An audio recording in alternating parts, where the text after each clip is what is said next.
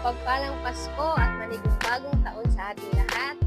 Una, nagpapasalamat kami sa Panginoon sa kabutihan niya sa aming buhay, sa aming pamilya, at sa aming mga business na pinagkaloob niya.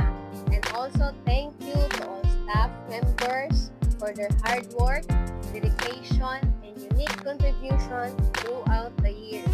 Sa pagtatapos nitong taong 2025, lagi kami nagpapasalamat sa inyong paggabay sa aming negosyo, lalo sa Panginoon.